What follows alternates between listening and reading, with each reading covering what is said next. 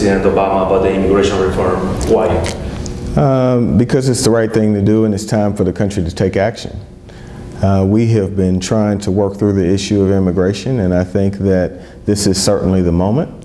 There are 11 million people who are in our country who are contributing to it, and we need to decide the issue of how we're going to provide a path to citizenship for those 11 million people once and for all. We also need to make sure that we remain competitive by providing people who come to the United States to go to school from all over the world an opportunity to join and become permanent residents of the United States as well. So immigration reform gives us the opportunity to do all of these things and to finally put an important national issue to bed. Well, my experience about that has been very little. One, I didn't support that law, I opposed it. And two, it is not a priority. Its enforcement has not been a priority for the city of Atlanta. I have higher priorities in terms of turning the tide on violent crime in the city of Atlanta and uses that I believe are better for my police force. So that has not been a law that we have been aggressively enforcing in the city of Atlanta because of what our priorities are. Well, what I care more about is looking myself in the mirror and making the right judgment based upon all of the information that I have. And I know many people, not just from Central and South America who happen to be in the United States, but from other parts of the world who are making genuine contributions. And the proposal that the President has put forth is a sound, reasonable proposal. It's not a giveaway.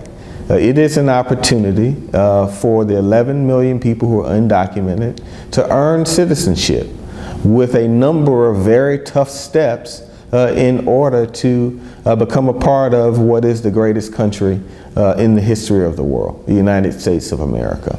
But this is a challenge that we have to solve. So I'm not going to stick my finger to the wind on this issue.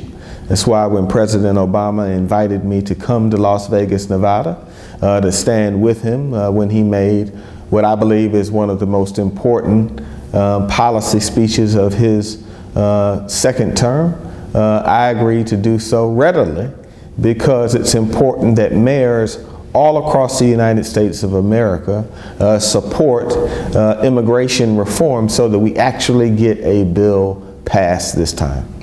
Did you know the terms about the proposals that there are in the air? I certainly did. I was certainly aware of the priorities for the President and for the White House and was briefed prior to going to Las Vegas, Nevada.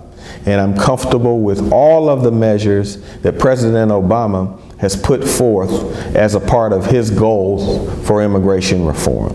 And I'm very confident that the overwhelming majority of his proposals will be included in whatever bill is finally passed by the House and the Senate. Well, I'm actually confident in the people who are here who I believe they can learn English, and I believe that when you're trying to pass landmark legislation, everybody's not going to be happy. And what we're trying to do is to hold a coalition together to pass a very important piece of legislation.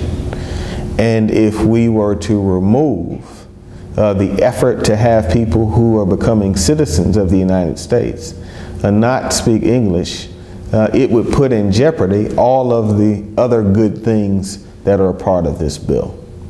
So while I certainly understand that there may be some unreadiness with many people in the Hispanic community, I think that we have to remember that we're trying to keep a bill that has a number of very good things for it, making the DREAM Act real and permanent, allowing the 11 million people who are undocumented to come out of the shadows and to fully participate in the American dream and in the American family without the fear that they have to live under right now. But we have to remember that this is a political legislative process, and the elements of this legislation will not make us all happy.